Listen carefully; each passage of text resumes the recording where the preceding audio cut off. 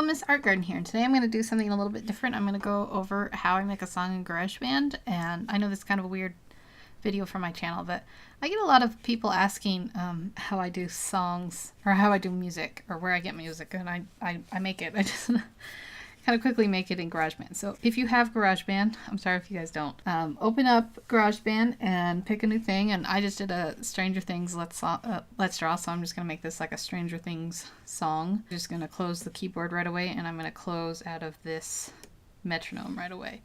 So I have GarageBand, this one. So I don't know if it's a little bit different than yours, I'm sorry. Anyways, so let's go ahead and start the Stranger Things song would probably be very synth heavy, but I'll probably turn it to a synth instrument in the end, but let's just go how to do it with a basic piano. So if you hold down the command key and you click inside there, you'll get this little box, and this is just your music box or your loop or whatever you want to call it. And if you double click it, it brings up this, double click up and down. And there's a lot of tutorials, I'm sure, in GarageBand out there. You know, you can mess with the settings on how big this appears and stuff. This, I have it in piano roll. If you're more comfortable with music notes, you can do this. If you now hold down the command key and click in here, you'll get notes. Oh, I have my headphones, so let's try this again. Okay, that's D sharp. You can stretch the note out if you want to this length. So you have, let's turn this like all the way up. Okay, that's F sharp. I just kind of go by ear. You can look up phrasing and stuff. So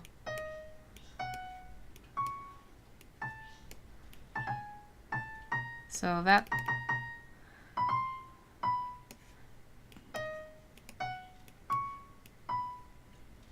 That sounds good. So we'll have this hold. And then if you want to play your song real quick, you can, this is, actually I want this to be a slow song. So I'm going to go down to project, and I'm going to change the tempo to like 90.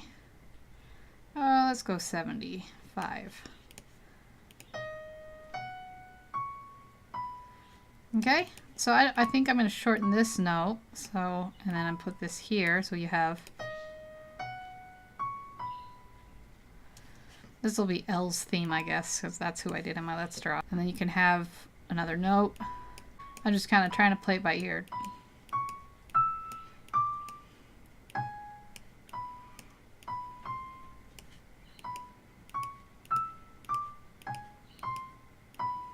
So what do you think? That's kind of like a journey from this note back to this note with some little ups and downs. And this is literally all I do. It's nothing special. It's just playing around until I come up with just sort of a last minute thing. I'm sure there's much better people out there who know how to transition the notes so they don't just are not just hard. You can mess with the velocity here if you want. I don't even usually bother to do that. Now let's see how I want these lengthed out, because right now they're all the same length. I know I'm going to want this one to hold for a bit. And you can, like, again, like I said earlier, you can look at it in the score this way or go back to the piano. So let's see how this works.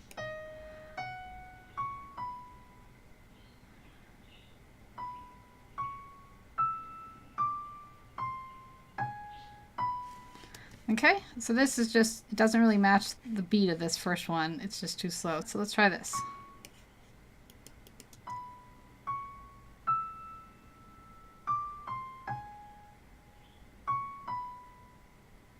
Okay, so we have this little music phrase, and that sounds okay for now. Okay, and that's good enough for like a little music phrase.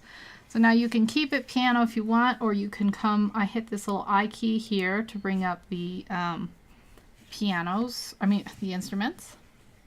So let's go to the synths, and you can play around, you can pick ones you like. Let's go with, let's just try one and see how it sounds. So we'll go home and we'll hear.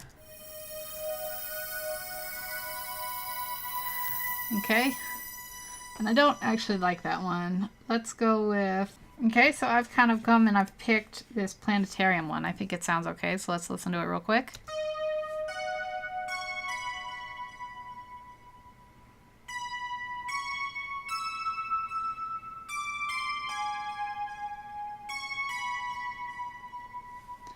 Okay, so you could have that maybe repeat if you click on this little corner here. There's two symbols that pop up. This one makes you lengthen and shorten your loop, or whatever you want to call it, as you can see. So let's just have it there. And you can see how well you like it. I won't make you guys listen to the whole thing, but it'll just repeat the same, go back and repeat the same thing. And other things you can do, you can copy this, make a new instrument with this little plus button. It'll default to the grand piano. But let's say we want, that looks good, or that sounds good. And well, actually, I'm going to have this, I'm going to select, click in here, hit Command A. This is D sharp 4, so let's go down to D sharp 2. And this is a pitch, you know, it's an octave change. So now we have.